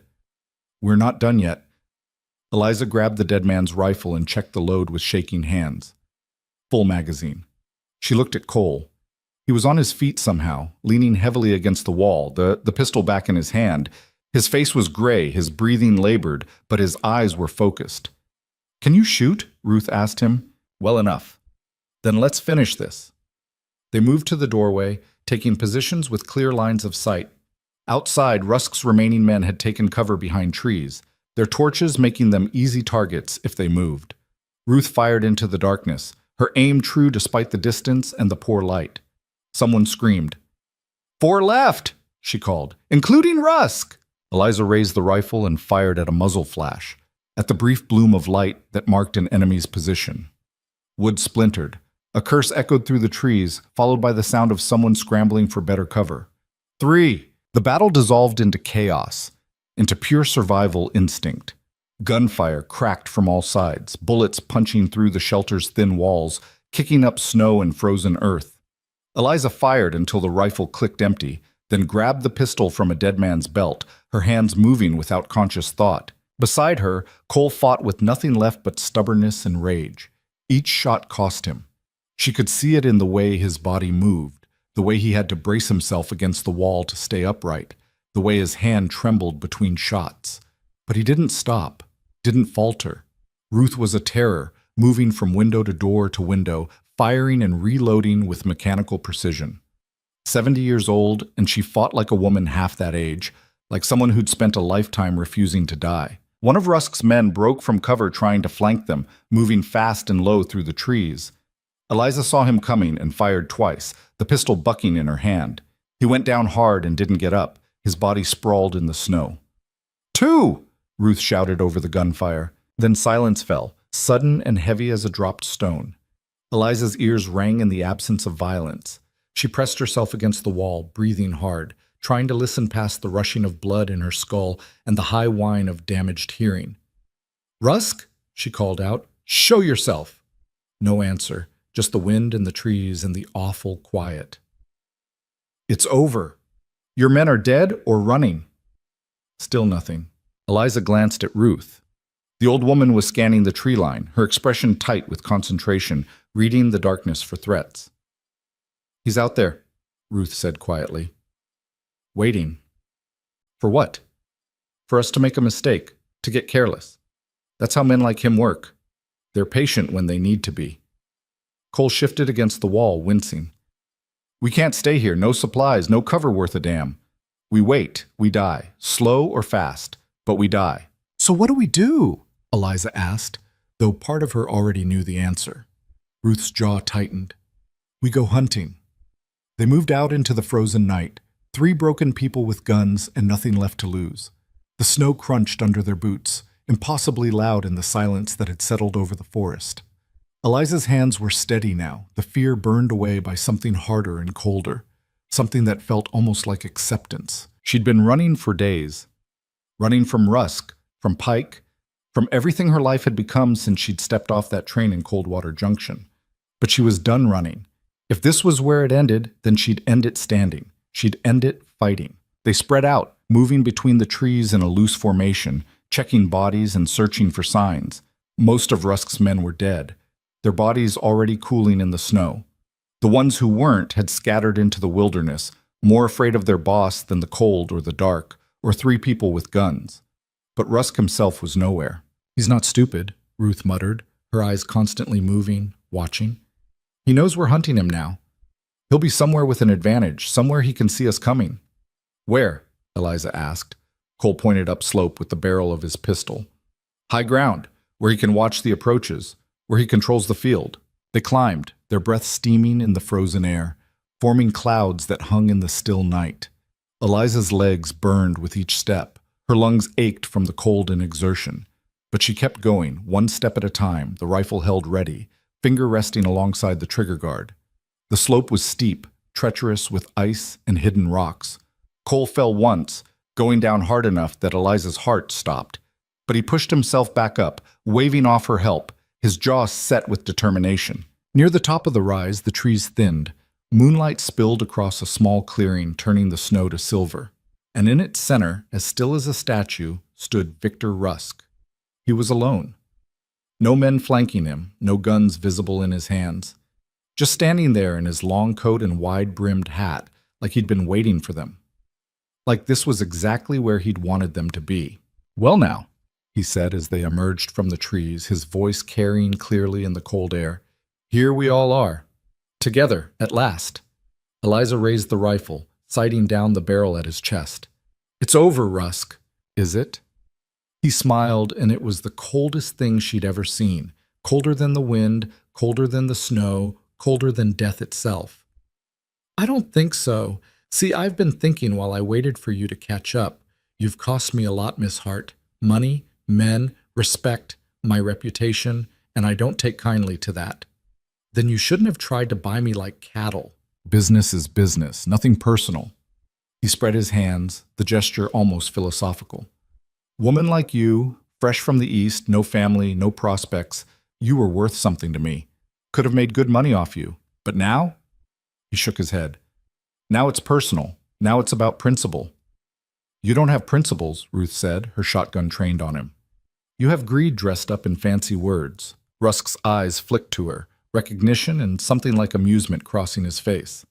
"Ruth Kimball, still alive and still a pain in my ass. Some things never change." "Some people never change either. You're still the same snake you were 20 years ago. Still taking what doesn't belong to you. Still leaving bodies in your wake. And you're still poor and living in a shack that just burned down. So who's the winner here, Ruth?" "The one still breathing when this is done." Rusk laughed, a genuine sound that echoed across the clearing. "Fair enough. I can respect that." He looked back at Eliza, his expression hardening. "So here's what's going to happen. You're going to put down that rifle, and you're going to come with me, quiet and peaceful." "Or what?" "Or I kill your friends, starting with the old woman, then the mountain man, slow, while you watch." His hand moved fast, faster than Eliza would have thought possible, pulling a pistol from inside his coat. He aimed at Ruth. Eliza didn't think. She just reacted, pulling the trigger as she'd been taught. The rifle kicked against her shoulder. The bullet caught Rusk in the shoulder, spinning him around, his shot going wide and missing Ruth by inches. He stumbled but didn't fall, his face twisting with pain and rage and something that looked almost like respect. "You little—" Cole fired before Russ could finish. The bullet hit him in the leg, buckling his knee and dropping him to the ground. But still he didn't go down completely. Still he raised his pistol with his good hand, shaking but determined, aiming at Eliza with hatred burning in his eyes. "You're mine," he snarled through clenched teeth, blood staining the snow beneath him. "You'll always be—" Ruth's shotgun roared, the sound final and absolute. The blast took Rusk in the chest, the impact lifting him off his knees and slamming him backwards into the snow. He lay there, eyes wide and surprised, like he couldn't believe the world had finally caught up with him, like he couldn't believe he was mortal after all. Then the light went out of those eyes, the hate drained away, and Victor Rusk was gone. Silence crashed down like a collapsing mountain. Eliza stood frozen, the rifle still raised to her shoulder, her fingers still on the trigger. She couldn't move, couldn't think, couldn't process what had just happened. It was over. It was actually, finally, over. Ruth lowered the shotgun and walked to the body with deliberate steps. She nudged it with her boot, making sure, checking for any sign of life. Finding none, she spat in the snow beside it, a gesture of contempt and dismissal. "Good riddance," she said simply. Cole sank to the ground, his strength finally giving out completely. His legs just folded under him, and he sat down hard in the snow. Eliza dropped the rifle and ran to him, her own exhaustion forgotten, catching him before he fell completely. "I'm all right," he muttered, though his voice said otherwise. "Just need a minute." "You need a lot more than a minute. You need a doctor, a real one." "I'll live, thanks to you." Eliza looked at Ruth. The old woman was still watching the tree line, still vigilant, still ready for the next threat. Always expecting trouble because that was how you survived. "What now?" Eliza asked, the question feeling too big, too complicated. Ruth considered, her eyes scanning the darkness one more time before she lowered the shotgun completely. "Now we get you two somewhere safe, somewhere warm. Let Cole heal proper, then you decide what comes next. And Rusk's men, the ones who ran? The ones left alive will scatter like leaves. Without him, they're nothing, just cowards and hired guns with no one paying them. Might cause trouble later, might not, but that's a problem for another day." She looked at Eliza. "You've done enough for one lifetime. Time to rest." Eliza helped Cole to his feet, his weight familiar now after days of supporting him. Together, the three of them started back down the slope, leaving Rusk's body to the snow and the wolves and whatever judgment waited beyond the darkness. The walk back took hours. Time seemed to stretch and compress strangely, measured only by steps and breaths and the slow lightening of the sky. By the time they reached what was left of Ruth's homestead, dawn was breaking over the mountains, turning the sky pink and gold and impossibly beautiful. The cabin was gone, nothing left but smoking timbers and ash and the acrid smell of burned wood, but the lean-to still stood, and miraculously the mule was alive, braying at their approach. Ruth looked at the ruins of her home without expression, her face unreadable. 20 years I lived there," she said quietly. "Built it with my own hands after my husband died. Raised chickens, kept bees, had a garden that grew the best tomatoes in 3 counties. "I'm sorry," Eliza said, the words feeling inadequate. "This is my fault. All of it." "No." Ruth's voice was firm. "It's Rusk's fault, and he paid for it, paid in full." She turned to Eliza. "You got nothing to apologize for. You survived. You fought when fighting was the only choice left. That's all anyone can ask." They made camp in the lean-to, huddled together for warmth around a small fire Ruth built from salvaged wood. Cole fell asleep almost immediately, his body finally surrendering to exhaustion and blood loss and pain. Eliza sat beside him, watching his chest rise and fall, reassuring herself with each breath that he was still alive. Ruth sat on the other side of the fire, methodically cleaning her shotgun by the flickering light. Her hands moved with the unconscious precision of someone who'd performed the task 10,000 times. "What will you do?" Eliza asked after a while.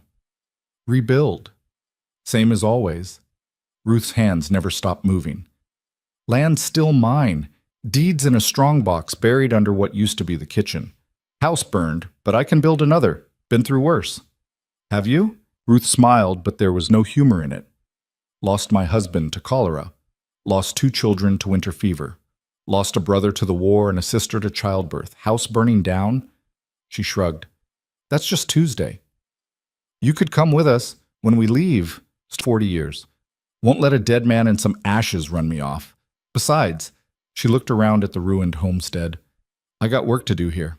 They sat in comfortable silence as the sun climbed higher, painting the snow with warm light that did nothing to diminish the cold. Somewhere in the distance, birds began to sing. The world was waking up, indifferent to the violence of the night before, indifferent to the bodies cooling in the forest. When Cole woke late in the afternoon, they shared what little food remained, hardtack and dried venison from Ruth's stores that had survived the fire. They made plans. Ruth would stay and rebuild, already knowing exactly where each wall would go, where the windows would face. Cole and Eliza would head south when he was strong enough, toward the rail line, toward towns where Rusk's name meant nothing and no one would ask questions about blood-stained clothes or a woman traveling with a wounded man. It took 4 days for Cole to be strong enough to travel. 4 days of rest and healing and slow conversations that didn't involve death or running or survival. Eliza learned more about him in those quiet hours than she had in all their desperate flight. About the ranch he'd lost, the wife he still mourned in the quiet hours before sleep, the life he'd tried to leave behind in the mountains. And she told him about herself, about Boston and her father's drinking and the debts that had piled up like snow in a blizzard, about the desperate choice that had brought her west, the advertisement that had seemed like salvation, about the woman she'd been, proper and quiet and so afraid of disappointing anyone, and the woman she was becoming, someone harder, someone who'd killed to survive and would do it again if she had to. You think that makes you bad? Cole asked one evening as they sat by the fire. Doesn't it? No, it makes you alive. The world gives you choices sometimes, usually bad ones. You pick the least awful option, and you live with it. How do you live with it? Cole was quiet for a long time. You remember why you did it. You remember what you were protecting, and you make sure it wasn't for nothing. On the 4th morning, they said goodbye to Ruth. The old woman stood in front of her ruined cabin, already planning where the new walls would go, mentally measuring distances and calculating materials. She hugged Eliza tight, her thin arms surprisingly strong. You survived something most people wouldn't have, Ruth said, pulling back to look Eliza in the eye. Don't forget that, and don't let it make you hard. The world needs more people who've seen darkness and chose light anyway. I'll try. That's all we can do, try, and keep trying. She smiled. You'll do fine, girl. You got spine, got heart. That counts for more than people think. Ruth hugged Cole too, though she had to stand on her toes to reach his shoulders properly. Take care of her, and let her take care of you. You're both stubborn enough to need each other. Yes, ma'am. And Cole, don't go back to hiding in the mountains. You tried that. Didn't work. Try something else. Cole nodded, and something in his expression said he'd already decided the same thing. They rode south on the mule Ruth insisted they take, sharing its back, moving slow but steady. Behind them, the mountains faded into the distance, taking with them the blood and the fear and the frozen nights, taking with them the people they'd been before all this started. It took 2 weeks to reach the rail line, 2 weeks of traveling through small towns where they bought supplies and avoided questions. Cole's wound healed slowly but cleanly, the stitches Ruth had put in holding firm. The fever broke on the 3rd day and didn't return. Color came back to his face. His strength returned in increments. Eliza changed too, in ways harder to measure. The hunted look faded from her eyes. She slept without nightmares, or at least without ones that woke her screaming. She laughed at Cole's dry humor and didn't flinch at sudden sounds. The constant readiness for violence slowly eased, though she suspected it would never fully leave her. They were healing, both of them. Scars forming over wounds that would never completely disappear but might, eventually, stop hurting quite so much. When they finally reached the railroad town, a place called Brennan's Fork that existed mainly to serve the rail line, Cole sold the mule to a livery owner and bought 2 tickets south with the money. They didn't talk about where they were going exactly, just away. Somewhere warm. Somewhere the winter couldn't reach them. As they waited on the platform for the train, Eliza looked back at the mountains one last time. They rose in the distance like broken teeth, beautiful and terrible, indifferent to the small human dramas played out in their shadow. She'd come west looking for a new life. for escape from a world that had grown too small and too suffocating. Instead, she'd found something else entirely. Not escape, not salvation, just survival. And in that survival, a kind of truth about who she actually was when everything else was stripped away. Not the proper Boston girl who'd answered a mail-order bride advertisement in desperation. Not the victim Rusk had tried to make her. Someone else. Someone she was still getting to know. Regret coming west? Cole asked, following her gaze. Eliza thought about it. Really thought about it. About Pike's betrayal and the blizzard and the cabin and the mine. About the men she'd killed and the terror she'd felt and the moments when death had been so close she could feel its breath. About Ruth and her fierce stubbornness. About Cole and the unexpected grace of finding someone else who was broken in complementary ways. About all of it. No, she said finally. I don't. Cole smiled, the expression transforming his usually stern face. Good. The train pulled in with a hiss of steam and a shriek of brakes, impossibly loud after weeks of wilderness silence. They boarded and found seats by a window, their few possessions stowed overhead. As the train began to move, picking up speed with each revolution of the wheels, Eliza watched the Wyoming landscape roll past. Somewhere behind them, in the high country, Ruth Kimball was already rebuilding, already placing the first logs, already planning her garden for spring. Somewhere in the frozen ground, Victor Rusk and his men lay buried under snow, their violence ended, their cruelty made meaningless by death. And somewhere ahead, in the vast unknown future, was a life Eliza would build herself. Not handed to her by a man's advertisement or stolen by another man's greed. Hers. Earned through blood and fear and choices made in moments when there were no good options. She reached over and took Cole's hand. He squeezed back without looking away from the window, and they sat that way as the train carried them south, toward spring and warmth and whatever came next. The winter had tried to kill them both. It had taken everything they had and then demanded more. It had stripped them down to their most basic selves and forced them to decide who they were when nothing else mattered but the next breath, the next step, the next moment of survival. But they'd made it. Together. And that, Eliza realized, was worth something. Worth everything, maybe. The world was still big and dangerous and full of men like Rusk who thought they could take what they wanted. But it was also full of people like Ruth and Cole. People who fought back. People who helped strangers in storms. People who chose courage when fear would have been easier and probably smarter. Eliza closed her eyes and leaned her head against Cole's shoulder. Outside, the landscape changed gradually from white to brown to the first hints of green. Spring was coming, and with it, the chance to start over. Not because she was running from something this time, but because she was running toward it, toward life, toward hope, toward a future she'd make for herself, one choice at a time. A future where she got to decide who she was instead of letting circumstances or cruel men decide for her. The train rumbled on through the afternoon and into evening. Other passengers came and went at small stations, most barely worth the name.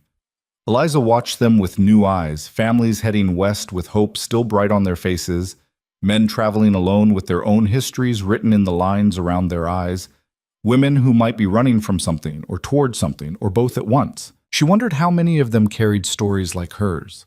How many had survived things that should have killed them? How many had killed to survive? Maybe all of them, maybe none. There was no way to know, and Eliza found she didn't need to know. Everyone carried their own weight. Everyone had their own scars. As night fell and the train's interior grew dim, Cole shifted in his seat, grimacing slightly. His wound still bothered him, probably would for months, maybe always. "You all right?" Eliza asked quietly. "Yeah, just thinking." "About what?" "About what we do when we get where we're going, wherever that is." Eliza considered the question. She'd been so focused on surviving, on getting away, that she hadn't thought much beyond that. "I don't know. Find work, I suppose. Find a place to live. Figure out what normal looks like." Cole nodded slowly. "I was thinking maybe we could find some land. Nothing fancy, just enough to build a house. Maybe run some cattle. Start over proper." "We?" He looked at her then, and in his eyes she saw uncertainty mixed with hope. "If you want. No pressure. No obligation. Just, if you want." Eliza felt something warm spread through her chest. pushing back against the cold that had lived there for so long.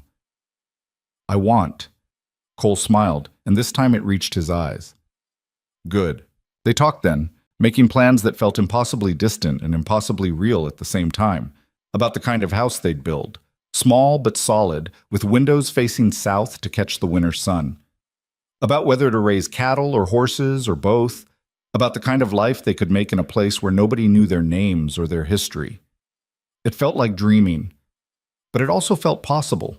And possibility, Eliza had learned, was worth holding on to. The train carried them through the night and into the next day. The landscape continued to change, growing warmer and greener with each mile south. By the second day, Eliza could see flowers blooming alongside the tracks, early spring flowers pushing up through the last of the winter snow, stubborn and brave. She understood them now, understood what it took to push through the frozen ground toward the light, understood the kind of stubborn courage it required to bloom when everything said you should stay buried and safe. On the third day, they reached their destination, a town called Socorro that sat at the junction of 3 rail lines. It was bigger than Coldwater, more established, with brick buildings and actual streets instead of mud paths. The kind of place where you could disappear if you wanted to, where you could start over. They found a boarding house run by a widow named Mrs. Chen, who asked no questions when they paid a week's rent in advance. The room was small but clean, with a window overlooking the street and a bed that felt impossibly soft after weeks of frozen ground. Cole slept for 16 hours straight. Eliza sat by the window and watched the town go about its business, marveling at how normal it all seemed. People shopping, children playing, life happening like the world hadn't almost ended multiple times in the past few weeks. When Cole woke, they went out together to explore. They found a land office and learned about parcels for sale north of town. They found a general store and bought supplies. They found a doctor who looked at Cole's wound and pronounced him lucky to be alive, then charged $2 for the consultation. Slowly, carefully, they began building a life. It wasn't easy. Cole still woke sometimes in the night, reaching for a gun that wasn't there, his body remembering threats that had passed. Eliza still flinched at loud noises, still felt her heart race when someone approached too quickly, but they were healing, and they were doing it together. Spring deepened into early summer. They bought a parcel of land, 40 acres with a stream running through it and enough flat ground for a house and barn.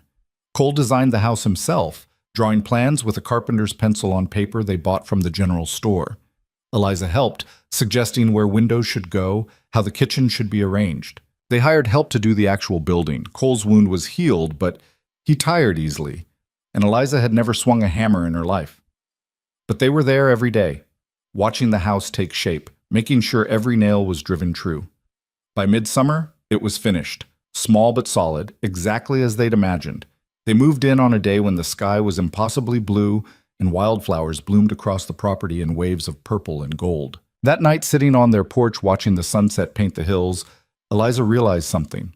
She was happy.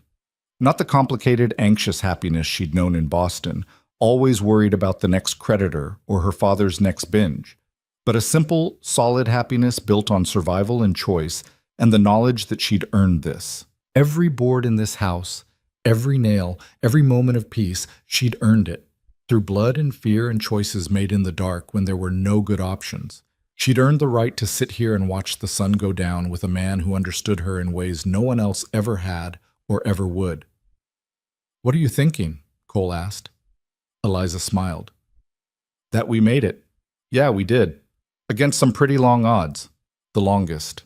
They sat in comfortable silence as the sun sank below the hills and the first stars began to appear.